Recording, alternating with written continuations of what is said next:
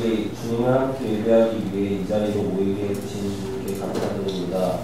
한 주를 돌아보며 여전히 계속해서 흔적되는 불쌍한 영혼 곁을 항상 주님께서 지켜주시고 인도하셨음을 기억합니다. 다시 주님께 돌아서서 기도드릴 때 더욱 굳은 믿음 되게 하셔서 주님의 충성스러운 청지기로 이 땅을 살아가게 하셔서 이 예배가 주님의 기쁨 되는 예배 되기를 소망합니다. 오늘도 드리는 예배 행위가 아니라 우리의 몸을 거룩한 산 제물로 드림으로 우리가 드려야 할 합당한 전심된 예배를 드리게 하셔서 목사님을 통해 주시는 말씀으로 하나님의 선하시고 기뻐하시는 완전하신 뜻을 알게 하셔서 주님께 나를 기뻐 드리는 그 예배가 삶 가운데서 끊임없게 하셔서 육신과 영으로 아파하는 자들에게 삶 가운데 고난이 임한 자들에게 주님의 위로로 마음을 평안케 하시고 참 자유함을 누리게 하셔서 복음으로 충분한 자 되게 하셔서 동일한 은혜가 오늘 함께하지 못한 이들에게 또한 임하기를 소망합니다. 예수님의 이름으로 기도합니다. 네, 감사합니다. 네, 우리 하나님 말씀 요한복음 12장 12절로 26절까지 말씀 같이 보도록 하겠습니다.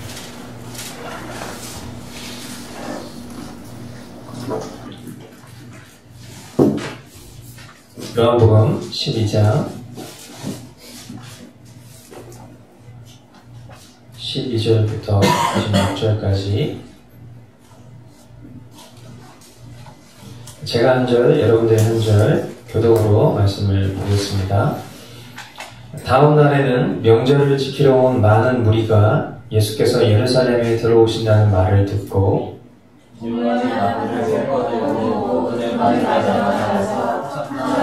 주님의 이름으로 오시는 이에게 복이 있기를 이스라엘의 왕에게 복이 있기를 하고 외쳤다. 예수께서 어린 나귀를 보시고 그 위에 올라타셨다. 그것은 이렇게 기록한 성경 말씀과 같았다. 시온에 따라 두려워하지 말라. 보아라, 내 임금이 어린 나귀를 타고 오신다. 제자들은 처음에는 이 말씀을 깨닫지 못하였으나 예수께서 영광을 받으신 뒤에야 이것이 예수를 두고 기록한 것이며 또 사람들도 그에게 그렇게 대하였다는 것을 회상하였다. 또 예수께서 우섬에서 나사로를 불러내어 죽은 사람들 가운데서 살리실 때에 함께 있던 사람들이 그 일어난 일을 증언하였다. 이렇게 우리가 예수를 맞으러 나온 것은 예수가 이런 표징을 행하셨다는 말을 들었기 때문이다. 그래서 바리새파 사람들이 서로 말하였다. 이제 다 틀렸소. 보시오, 온 세상이 그를 따라갔소. 명절에 예배하러 올라온 사람들 가운데 그리스 사람이 몇 있었는데 그들은 갈릴리 베세다 출신 빌립에게서 전하였다. 선생님, 우리가 예수를 뵙고 싶습니다. 빌립은 안드레에게로 가서 말하고 안드레와 빌립은 예수께 그 말을 전하였다. 예수께서 그들에게 대답하셨다. 인자가 영광을 받을 때가 왔다. 내가 진정으로 너희에게 말한다. 밀알 하나가 땅에 떨어져서 죽지 않으면 한 알 그대로 있고 죽으면 열매를 많이 맺는다.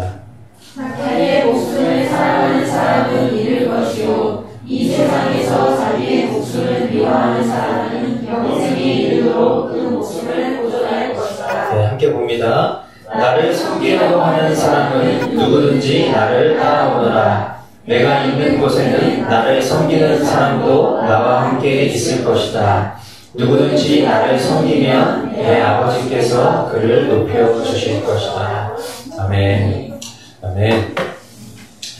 우리는 지난 시간에 우리에게 허락된 재정을 우리가 복음을 영화롭게 하는 일에 우리가 사용하자. 그런 귀한 통로로 우리가 쓰임받자라는 말씀을 우리가 함께 살펴봤습니다. 한 주간 여러분들을 통해서 흘러갔었던 그 재정들이 복음을 영화롭게 하셨는지요? 네, 여러분들이 믿음으로 고백했었던 것이 여러분들의 삶 가운데 실제가 되었는지 점검해 보시기를 원합니다.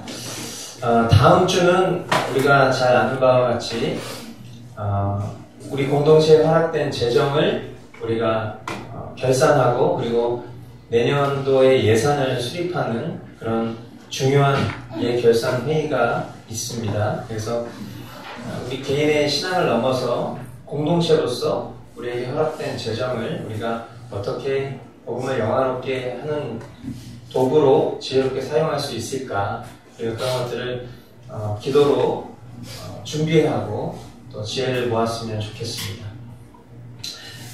오늘 계속해서 요한복음 강의 32번째 시간인데요. 죽는 것이 사는 것이라 라는 제목의 말씀으로 하나님 말씀을 선포하겠습니다. 이미 유대인들 사이에서 여러 기적을 통해서 유명해지신 예수님은요, 이제 나사로를 죽은 자 가운데서 살리신 그 놀라운 기적을 통해서 이제는 어떤 유명세를 넘어서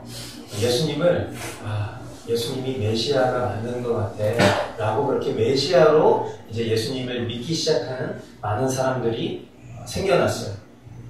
동시에 예수님을 메시아로 믿고 따르는 이들이 많아지면 많아질수록 예수님을 더 이상 그대로 둬서는 안 된다라고 이야기하는 그런 유대 지도자들이 심각한 상황이라는 것을 인식하고 예수님을 죽여야겠다. 아니야, 예수님만 죽여서는 안 돼. 그 증거도 없애야 돼. 그래서 나사로도 죽여야 돼. 라고 하는 이제 이런 어마어마한 음모를 펼쳐나가고 있는 그런 본문의 배경이 오늘 이 본문의 배경인 것이죠. 이런 위험스럽고 위태스러운 그런 분위기 가운데에서 이제 6월절 명절 이튿날 된 것이 오늘 말씀의 시작이에요. 예수님을 죽이기 위해서, 그리고 나사로를 죽이기 위해서 이제 이 유대 지도자들은 호시탐탐 그 기회를 노리고 있는 그런 아주 엄청나게 전율이 감싸지는 어떤 그런 분위기가 이 지금 상황인데 말이죠. 이런 분위기를 전혀 모르는 사람들, 그냥 일반 대중들 있잖아요. 이 대중들이 예수님이 이제 예루살렘에 오신다고 하니까 이제 예수님을 환영하려고 나가는 거예요. 근데 이제 그냥 나가는 게 아니라 종려나무 가지를 꺾어들고, 그러니까 종려나무 가지라는 게 저도 이제 잘 몰랐는데 그 이제 이스라엘 역사 신학을 공부하시는 분들 말로는 그 종려나무 가지라는 건 그냥 이렇게 우리가 흔히 뭐 길거리에서 뭐 보는 뭐 소나무라든지 뭐 그런 나무 가지랑은 좀 차원이 다른 거예요. 그러니까 이제 여리고 아시죠? 여리고 지역에 특별히 나는 나무가 종려나무인 거예요. 그러니까 무슨 말이냐면 지금 이제 예루살렘에서 예수님이 이렇게 오시는 것을 듣고선 사람들이 종려나무 가지를 흔들었을 때는 그냥 어디서 그냥 꺾어가지고 와가지고 이렇게 흔든 게 아니라 꽤 멀리까지 가서 그 종려나무 가지를 꺾어가지고 와서 예수님 오시기를 기다리고 있다가 흔드는 건 거예요. 그러니까 굉장히 이것은 특별한 퍼포먼스인 거죠. 그러니까 우리가 단순하게 생각하시면 안 되는 거예요.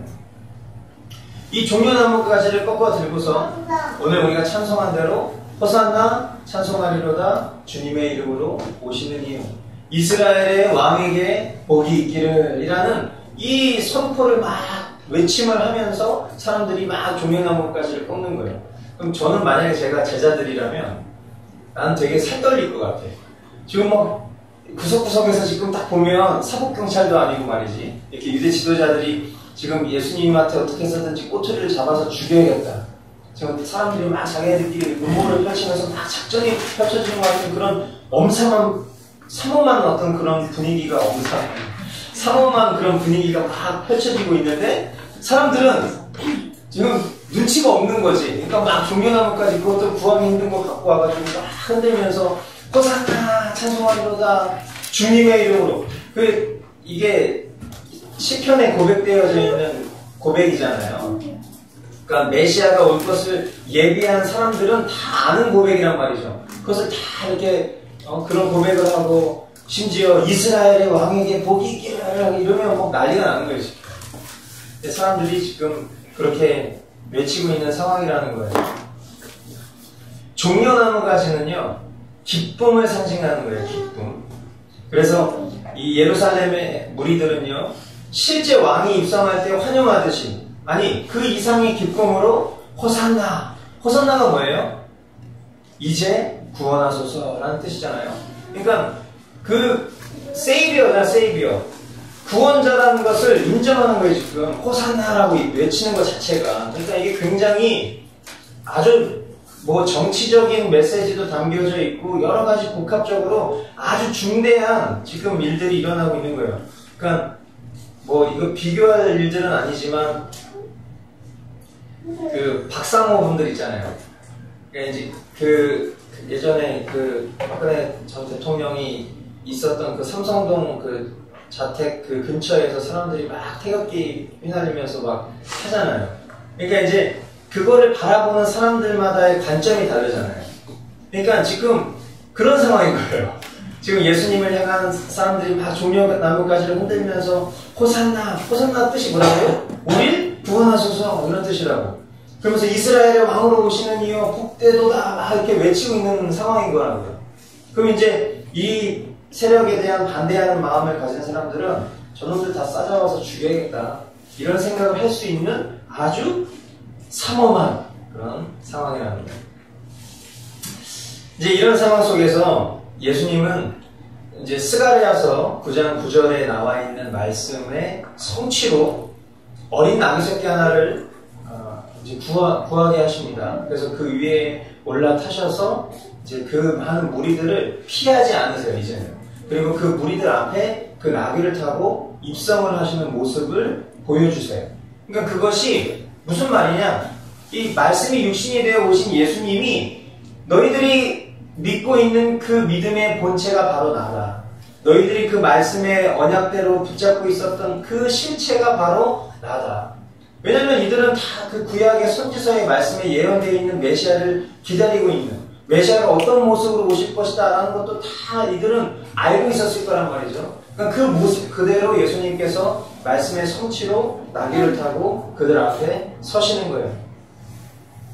말씀이 육신이 돼서 이 땅에 오신 그 메시아를 믿는 이들, 그리고 그들 앞에 나아오신 예수님은요, 나귀 한 마리도 소유하고 계시지 않은 그런 겸손의 왕으로 오셨죠.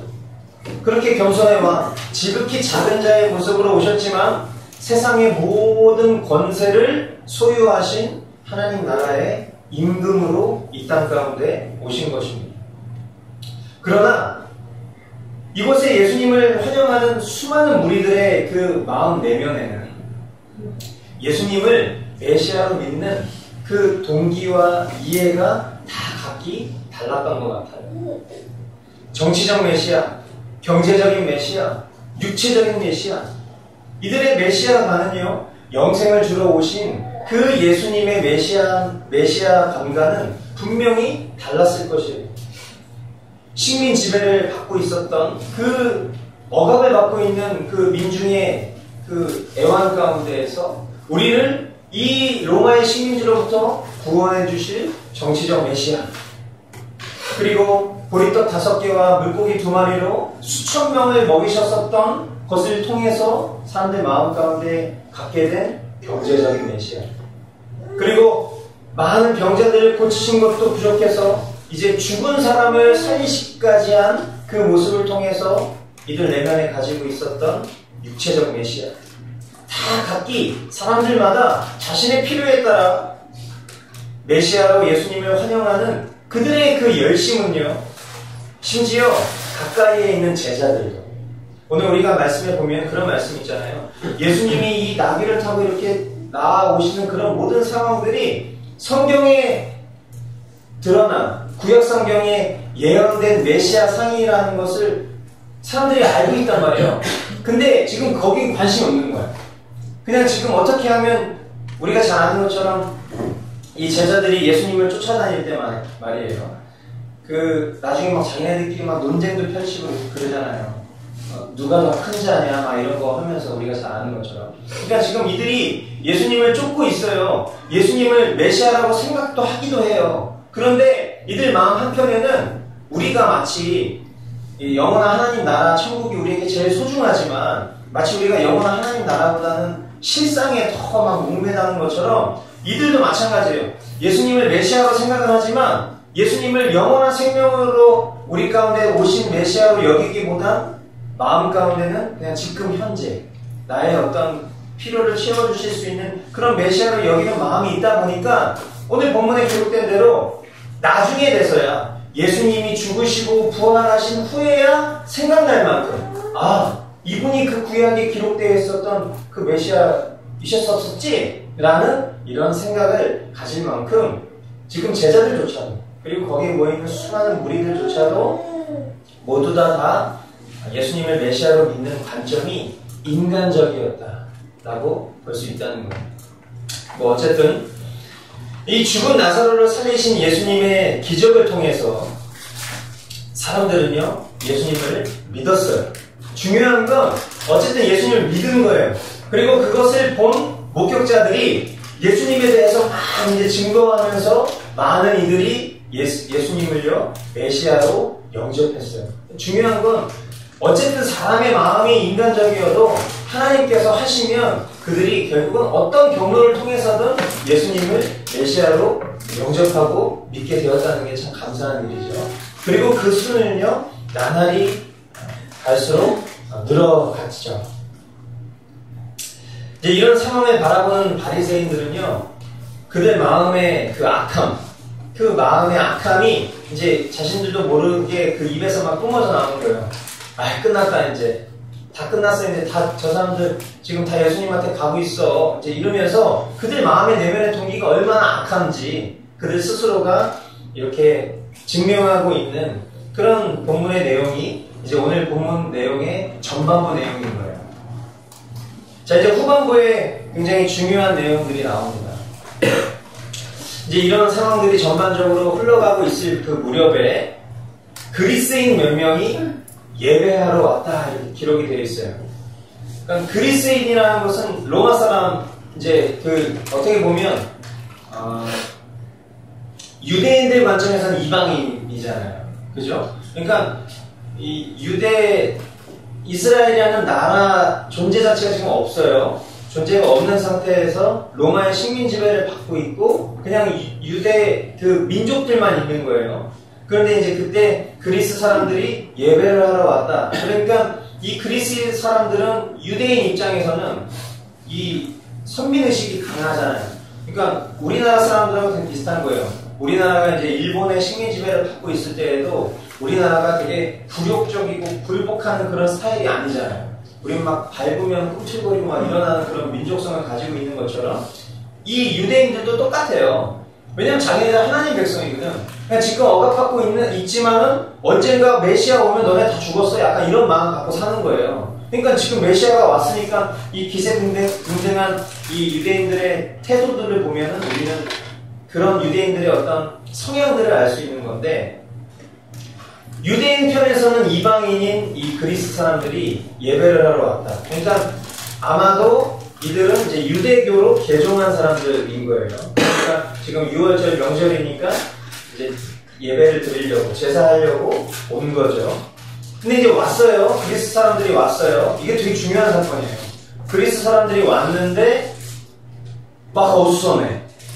얘기를 들어보니까 메시아가 왔대. 메시아인지 아닌지는 잘 모르겠대. 아니야 메시아래. 아니 잘 모르겠어. 막 이런 막 어수선한 그런 분위기가 있는 거예요. 도대체 그 사람 누굽니까? 성경에는 기록되어 있지 않아요. 근데 제가 생각했을 때 이런 얘기들이 다 오고 간 거예요. 그러니까 아마 예수라는 사람인 것 같습니다. 예수라는 사람? 나 예수라는 사람 만나고 싶습니다. 이제 이들 마음 가운데 왜냐하면 성경을 사모하는 사람들이었을 거 아니에요. 그러니까 그들이 바른 관점으로 성경을 보고 있었다면 메시아에 대한 그 관점이 분명히 있었을 것이고 메시아로 여겨지는 분이 왔다라는 소문을 들으니까 이들이 이제 만나고 싶은 마음이 있는 거예요. 그러니까 이제 빌립에게 저 그 예수님 좀 만나고 싶습니다 라고 이제 그 그리스 사람들이 얘기하는 거예요. 그러니까 이제 빌립이 자기는 조금 이렇게 끝발이 안 되니까 안드레한테 가서 아니 저기 그리스 사람들이 예수님 좀 만나고 싶어 하는데 좀 만나게 해주면 어때? 같이 가자. 그래서 이제 예수님한테 가서 예수님 지금 그리스 사람 2명이 왔는데 예수님 만나고 싶어 합니다. 이렇게 얘기를 하는 거예요. 그러니까 그 상황에 대해서 예수님이 23절에 이렇게 대답을 하세요. 예수께서 그들에게 대답하셨다. 인자가 영광을 받을 때가 왔다. 이렇게 표현해요. 뭐 되게 단순한 표현 같지만 이거는요, 이 구약성경에 예언된 대로 이방인들이 예수님을 믿고 구원받음으로 예수님께 영광을 돌리는 때가 되었다라는 것을 말씀하시는 거예요. 그러니까 무슨 말이냐면 이 그리스인들의 방문이 유대인을 넘어서 이제 세계 열방으로 복음의 소식이 흘러가고 있으니 이 예수님의 구원 사역의 때가 다 차고 있음을 예수님께서 말씀해주고 계신다라는 거예요. 되게 놀라운 일이죠. 이제 이 완악한 유대인들은 예수님을 메시아로 믿는 이들도 있지만 대부분은 믿지 않아. 그런데 그냥 그리스 사람이 개종했어요. 그것도 굉장히 반역적인 일이잖아요. 그런데 이들이 유대교로 개종했는데 놀랍게도 이들이 다른 것에 관심이 있는 것이 아니라 예수님한테 관심이 있었고 그 예수님을 찾아온 사건이 이제 예수 그리스도께서 공생의 사역을 마무리할 때가 다 되었고 그리고 이제 하나님 나라의 역사가 복음 전파의 역사가 이방인으로 흘러가는 그 역사가 이 사건을 통해서 시작되고 있음을 보여주고 계신 거예요.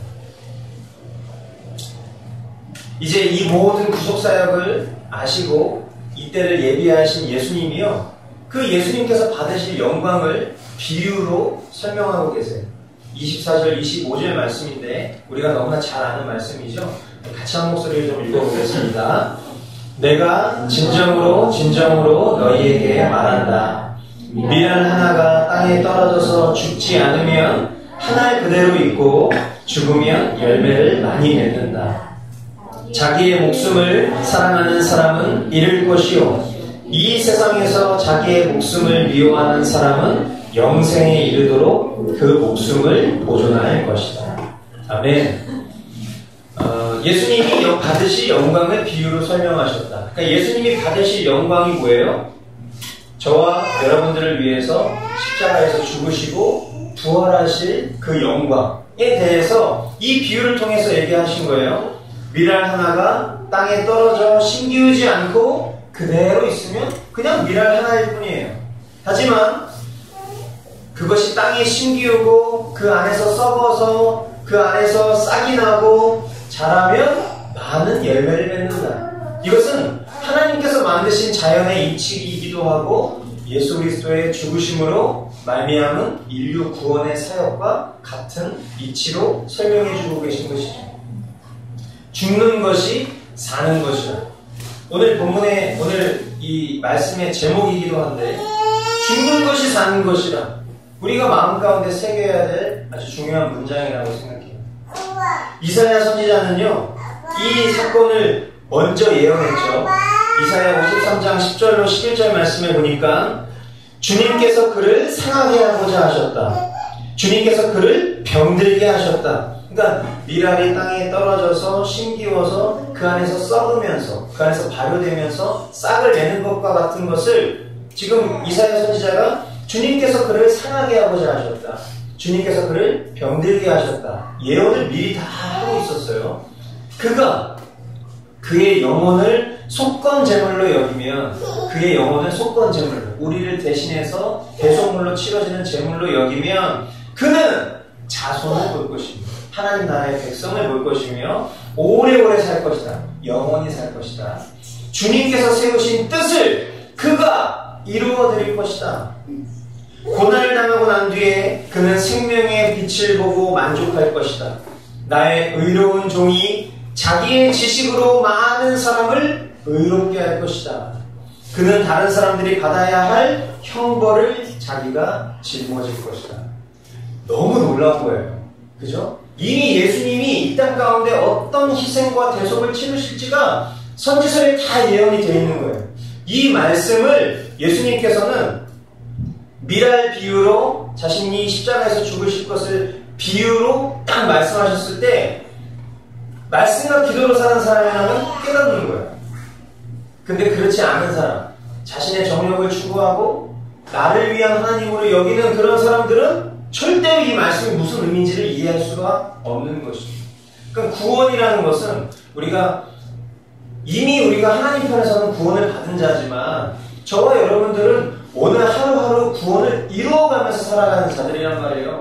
그러니까 내 심령이 늘 하나님 말씀 가운데 깨어서 그 말씀이 나에게 비추이시는 그 진리를 깨닫고 그 말씀 앞에 내가 예수님이 나의 유일한 삶의 주인이시며 구원자이심을 믿는 그 믿음으로 나아갈 때 오늘 내가 구원받는 자가 되는 것처럼 이들이 하나님의 진리가 이 예수님을 통해서 이미 예언된 그 말씀이 성취가 되고 있는 모습을 보고 있을 때 그것이 예언의 성취구나 라는 것을 믿게 되면 이들은 구원을 받는 거예요. 근데 그것이 이들에게 아무 관련이 없는 저기 뭔 말하는 거야? 왜 갑자기 생뚱맞게 씨앗 얘기를 하고 있어? 이런 태도가 나오면 이 복음을 들을 수 있는 마음의 심령이 되지 않는 상태예요. 그건 못 받는 거예요.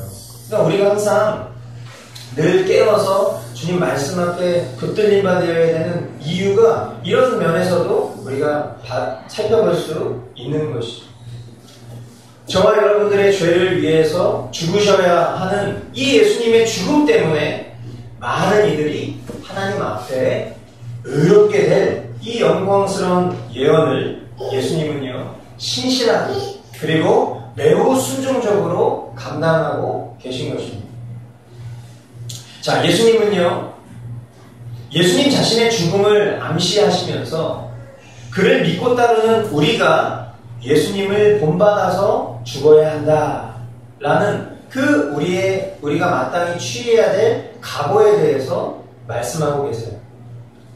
저와 여러분들이 잘 아시는 것처럼 우리가 예수님을 믿고 따른다라는 것은 예수님처럼 고난과 핍박이 있고 죽음의 위협이 있다라는 것, 그것을 알고 따르는 것입니다. 맞습니까? 네, 우리가 예수님을 믿는다는 건 그냥 일요일날 와서 이렇게 일시적인 마음의 평안을 얻기 위해서 예수님을 믿는 것은 예수님을 믿는 게 아니에요. 성경이 요구하는 대로라면 예수님을 믿고 따르는 것은 당신 예수님 믿습니까? 아멘! 이라고 얘기하면 그 아멘이라고 얘기하는 사람은 저는 예수님을 위해서 고난을 받을 것입니다. 저는 예수님을 위해서 핍박을 받을 것입니다. 심지어 죽음의 위협이 나를 삼키려 할지라도 저는 죽겠습니다. 라고 고백하는 것이 예수님을 믿는다라는 거예요. 지금 우리는 너무 평안하게 신앙생활을 하고 있는 편이죠. 이전보다는 많이 불편해지긴 했어요. 이제는 예수님을 믿지 않는 이들이 너무 많기 때문에 예수님을 믿는 이들, 그리고 우리가 가지고 있는 어떤 가치관, 이런 사상들을 대적하려는 시대적 분위기가 있기 때문에 결코 쉽지 않은 시대로 접어들어 왔어요. 하지만 지금 지구 반대편 어딘가에서는 실제로 예수님을 믿는 것 때문에 목도 베이기도 하고요. 총살을 당하기도 하고요. 일가족이 몰살을 당하기도 하는 그런 끔찍한 순교의 피를 흘리는 현장이 있어요. 예수님을 믿는 건, 예수님을 따른다는 건 좁은 길이고 거칠고 험한 길이에요. 그러나 그 길을 걷는 이들이 죽음의 위협에도 불구하고 그 길을 따를 수 있는 것, 그것은 나의 생명보다 예수님을 사랑하는 마음이 훨씬 더 크기 때문에 가능한 것입니다. 아멘. 하나님을 바로 알고 하나님께서 보내신 아들 예수 그리스도가 누구이신지 바로 아는 이들은 하나님과 예수님을 자신의 생명보다 귀히 여길 수 있는 것이고요. 그 하나님의 진리와 예수 그리스도의 십자가 복음을 위해 죽는 일을 두려워하지 않을 수 있는 것입니다.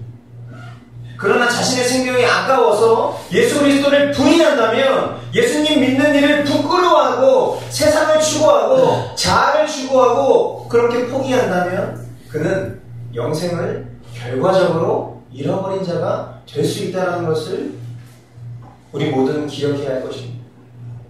그러므로 누가복음 14장 말씀을 보면 누구든지 내게로 오는 사람은 자기 아버지나 어머니나 아내나 자식이나 형제나 자매뿐만 아니라 심지어 자기 목숨까지도 미워하지 않으면 내 제자가 될 수 없다. 누구든지 자기 십자가를 지고 나를 따라오지 않으면 내 제자가 될 수 없다. 그러므로 이와 같이 너희 가운데서 누구라도 자기 소유를 다 버리지 않으면 내 제자가 될 수 없다. 네, 엄중하고 단호하게 말씀하고 계세요. 여러분, 이단들 있잖아요. 신천지, 예를 들어서 신천지 같은 경우는 우리가 뭐 이렇게 그런 다큐멘터리나 이런 어떤 시사고발 프로그램을 통해서 많이 봤잖아요. 그 보면 어떻게 해요? 자기 부모님 앞에 앉아 있는데 막 부모님한테 아줌마 왜 그러세요? 아저씨 왜 그러세요? 막 이래. 저 그거 보고 너무 충격을 받았어. 아무리 그 이단의 교리에 빠져 있다 하던들 그 사람이 기본적으로 가지고 있는 부모님을 향한 감정 있잖아요. 뭐 엄마 부르면 갑자기 눈물 나오잖아요. 아빠 생각하면 막 뭉클하고. 그 당연한데 엄마 아빠 앞에다 놓고 막 조롱하듯이 비웃으면서 아 아줌마 왜 그래 자꾸 나한테 막 이런 거 보면은 아니 어떻게 저럴 수 있지? 이런 생각이 드는 거예요. 근데 그들이 그런 거는 이런 말씀에 기인하는 거예요.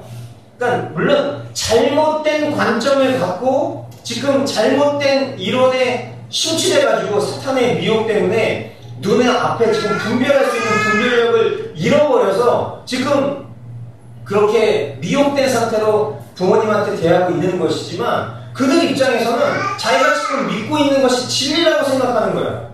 그러니까 그 진리 가운데에서 이런 말씀을 그 이상한 교주가 가르치면 그럼 그 교리대로 이 말씀대로 내가 해야지. 그러니까 그래 내가 지금 이렇게 하고 있는 것은 영광스러운 일들을 위해서 일시적인 고난일 뿐이야 라고 여기는 되게 좋은 믿음인 거예요.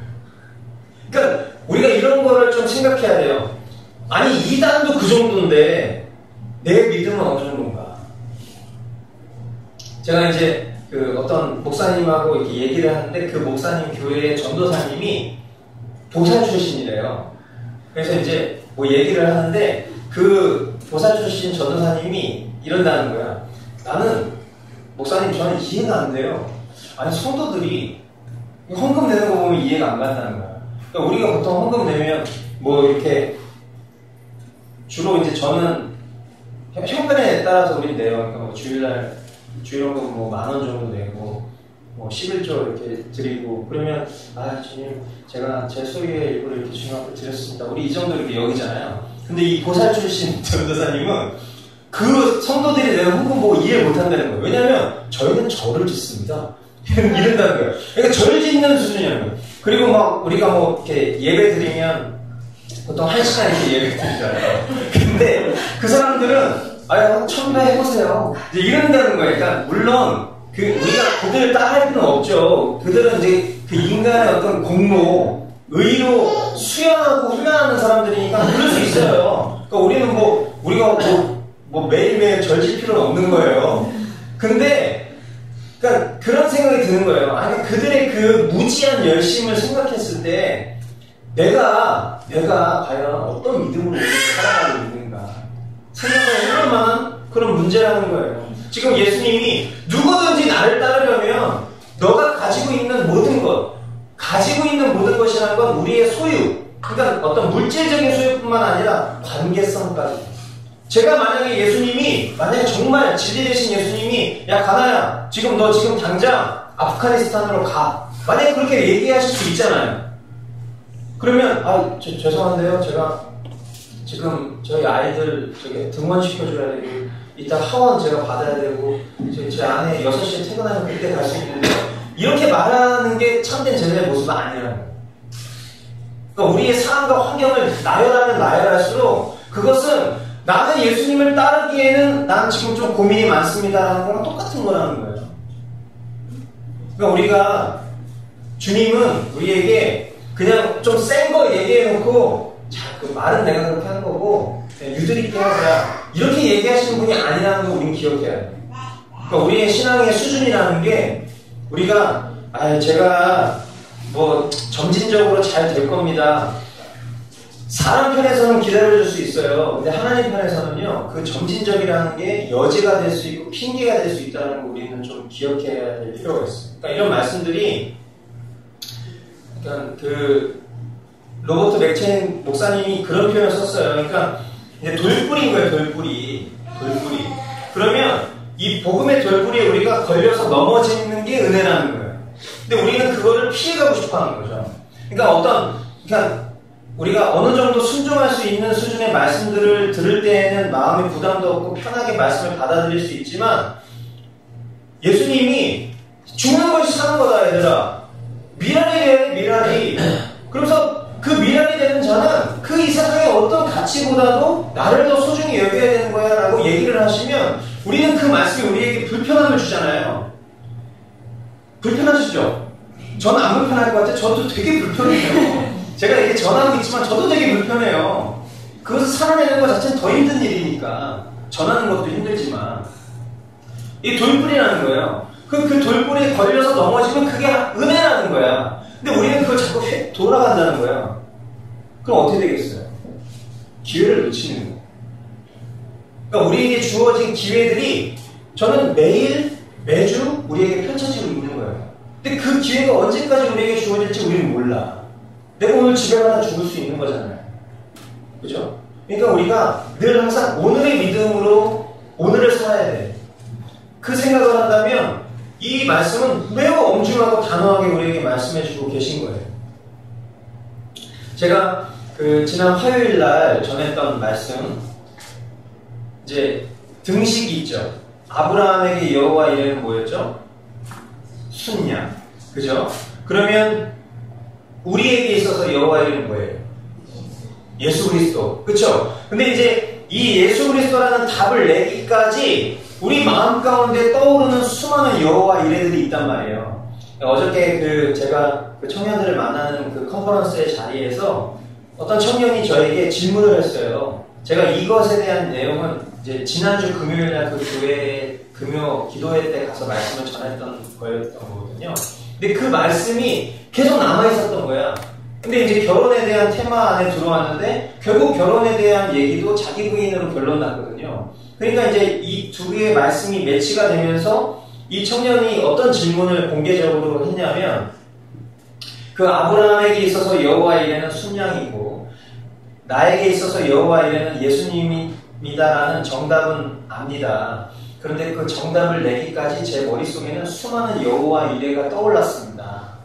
그것을 부인하는 것이 결국 자기 부인일 텐데 목사님은 어떻게 그 자기 부인을 이루고 계신가요? 이제 이렇게 질문이 온 거예요. 근데 제가 얘기했어요. 우리 모두가 동등한 입장인 거예요. 자기 부인이라는 것은 우리 각 사람이 가지고 있는 각양의 모양의 자기 부인을 이루어야 되는 영역들이 있잖아요. 우리는 상대적으로 지극히 안전한 삶을 살아가고 있어요. 그 속에서 육체가 추구하는 그런 정욕적인 것들에 대해서 나는 이미 죽었다 라는 것을 인정하는 이 자기 부인이 우리 삶의 실제가 되지 않으면 우리는 결코 예수님을 위해 목숨을 버릴 수가 없는 거예요. 그렇잖아요. 우리가 우리 사소한 우리 삶의 어떤 작은 영역들도 내가 부인하지 못해요.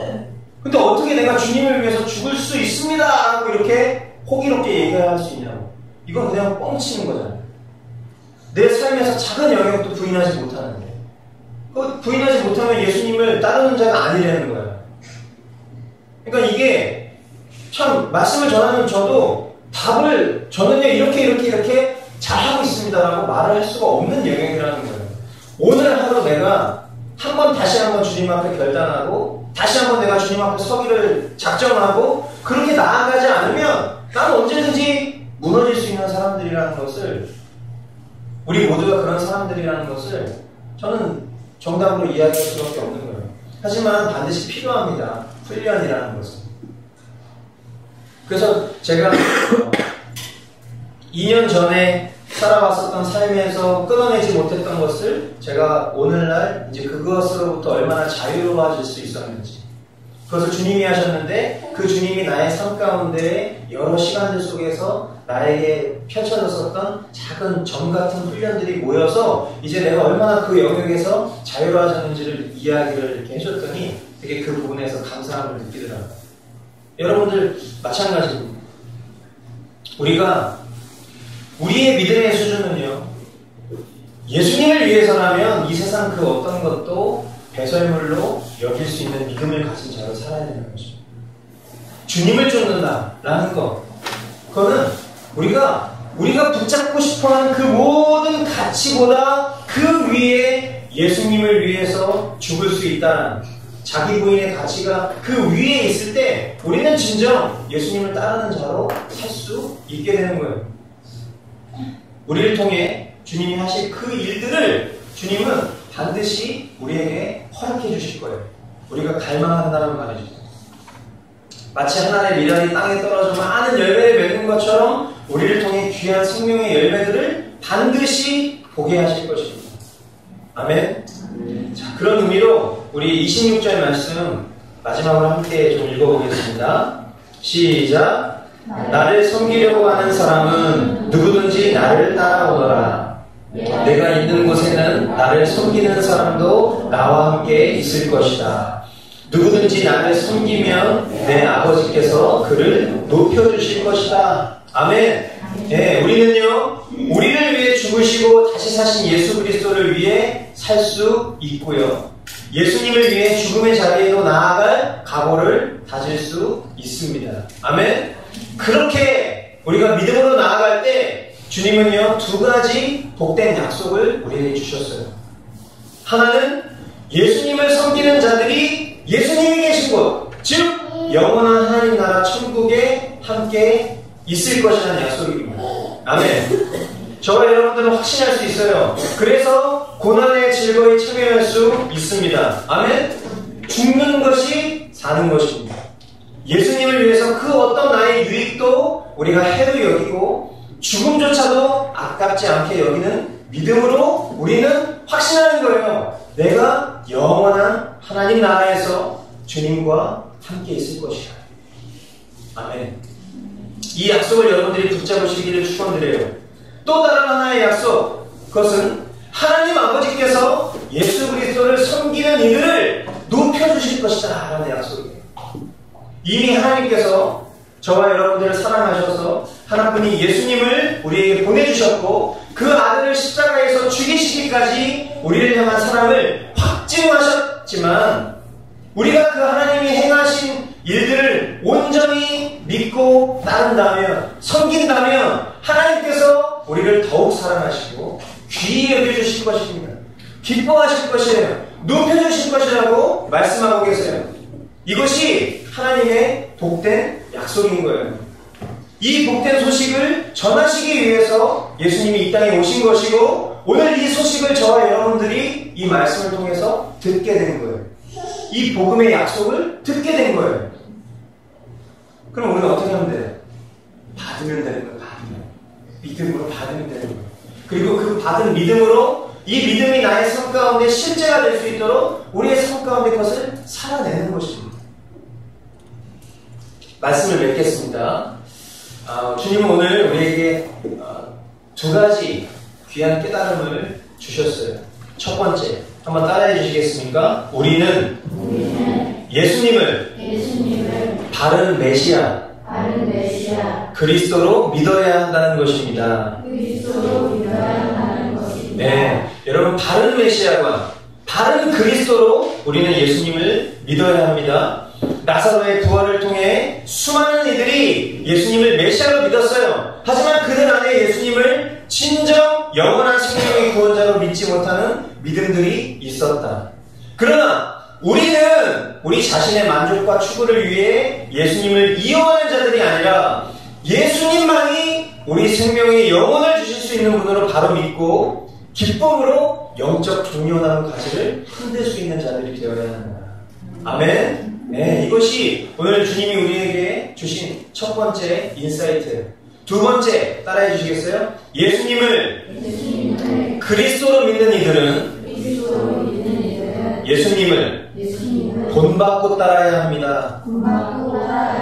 네, 여러분 예수님 따르려면 뭐 해야 된다고요? 자기 부인 해야 된다. 자기 부인. 자기 부인 없이 예수님 믿는 거 아니라고 그랬어요. 예수님을 따르려면 자기 부인과 죽음을 각오할 수 있어야 한다. 이것은 절대 극단적인 얘기가 아니라 말씀 있는 그대로 적용하는 거예요.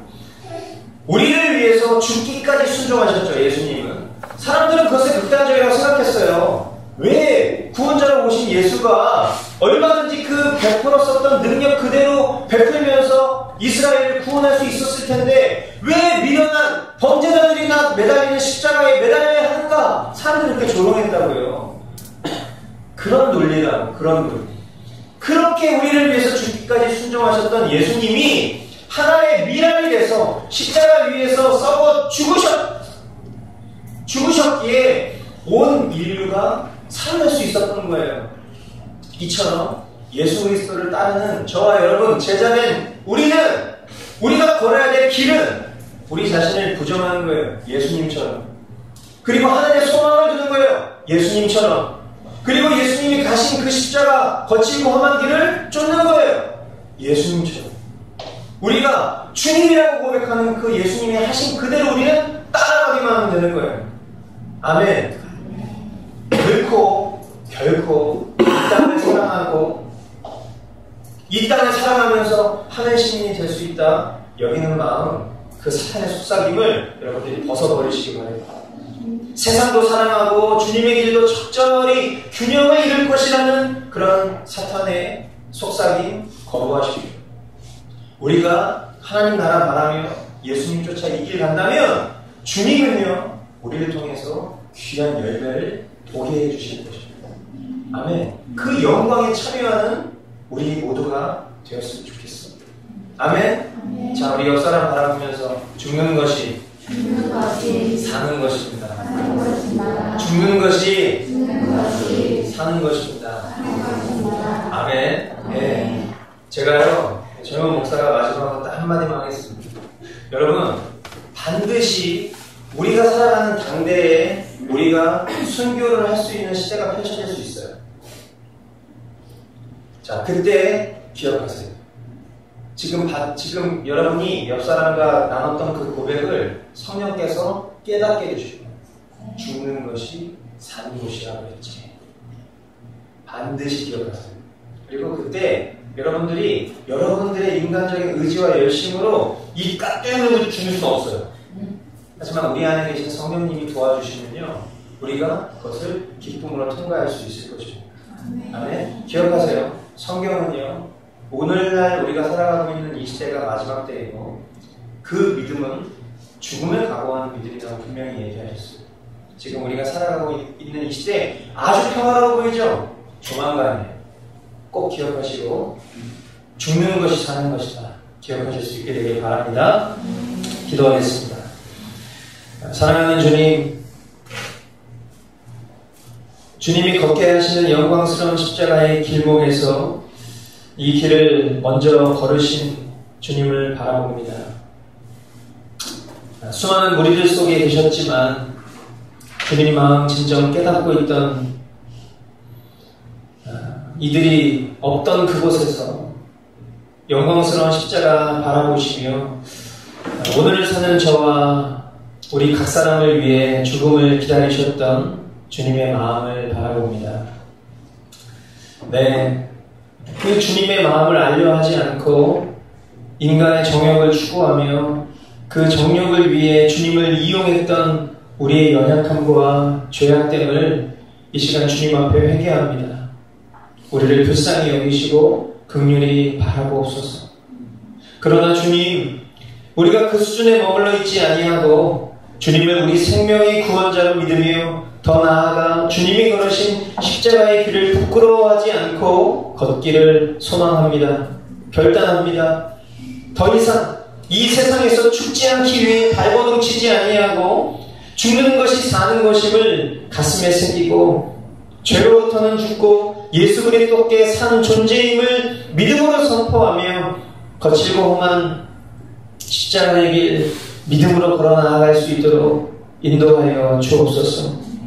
이 길, 이 거칠고 험한 십자가의 길 외롭지 않도록 믿음의 식구들을 허락해 주셨사오니 함께 믿음으로 완주할 수 있도록 주님 인도하여 주시옵소서.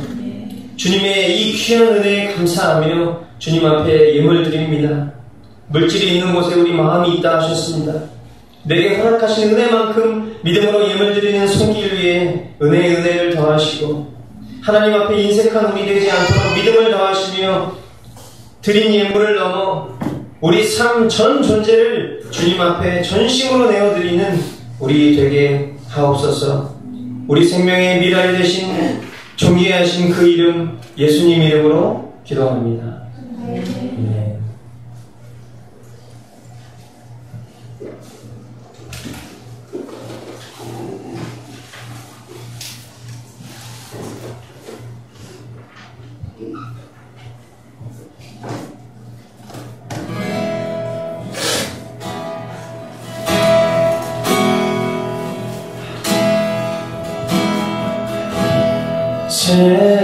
세상을 구원하기 위해 흘려야 할 피가 필요하며 죄를 대신하기 위해 희생의 삶을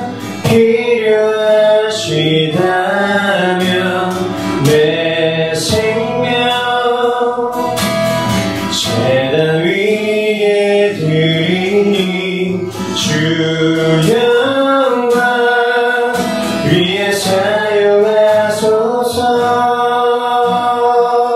생명이 떠나는 생명 낳고 주님 볼 수 있다면 나의 삶과 죽음도 아낌없이 드리리. 죽어야 다시 사는 주의 말씀 믿으며 하나님의 미랄 되어 썩어지니 예수님처럼 살아가게 하소서.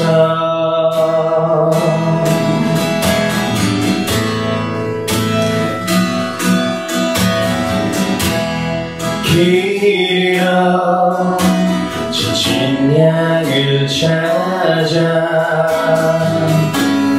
맘상에 이리저리 헤매이는 한 영혼 찾아 아파하는 예수님 말은 내게 주옵소서. 십자가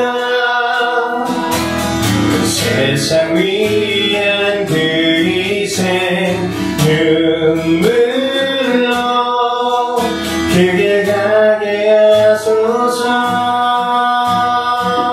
생명이 떠나는 생명 받고 주님 볼 수 있다면 나의 삶과 죽음도 아낌없이 드리리.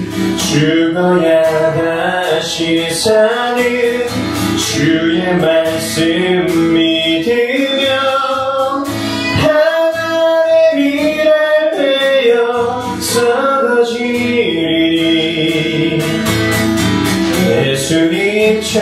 예수님처럼 살아가게 하소서. 생명이 떠나는 생명 낳고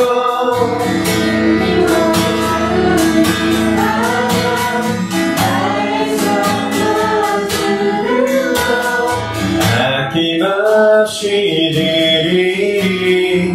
죽어야 다시 사는 주의 말씀 믿으며 하나님의 미랄 되어 썩어지리. 예수님처럼 살아가게 하소서.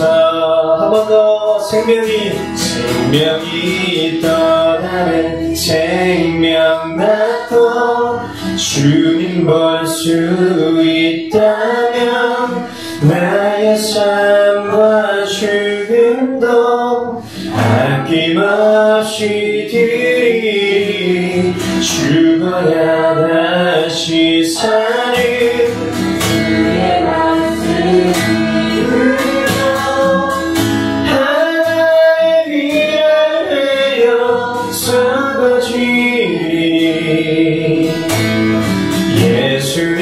주처럼 살아가게 하소서.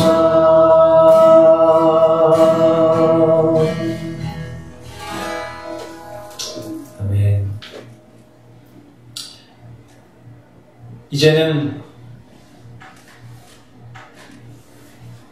우리를 죄악 가운데에서 구원하시기 위해 거칠고 험한 십자가의 길 걸으시고 남들이 조롱하고 멸시하는 그 십자가 위에서 하나님의 미랄이 되어주신 아들 예수 그리스도의 은혜와 그 하나뿐인 아들을 내어주시기까지 우리 한 사람 한 사람을 사랑하시고 그 사랑을 확증하시기 위해 아들을 죽이신 성부 하나님의 다함없는 사랑과 지금 이 순간에도 우리의 심령 가운데 거하셔서 우리로 하여금 죽는 것이 사는 것임을, 그것이 좋은 것임을, 그것이 위대한 진리임을 붙들고 살아갈 수 있도록 도우시는 성령님의 내주교통 역사하심이 오늘 하나님의 미랄이 되겠습니다.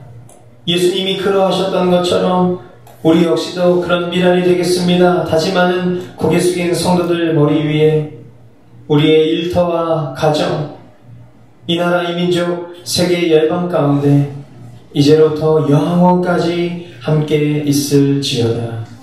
아멘. 네, 예배 마쳤습니다. 우리 하나님께 우리 영광의 박수 드리겠습니다.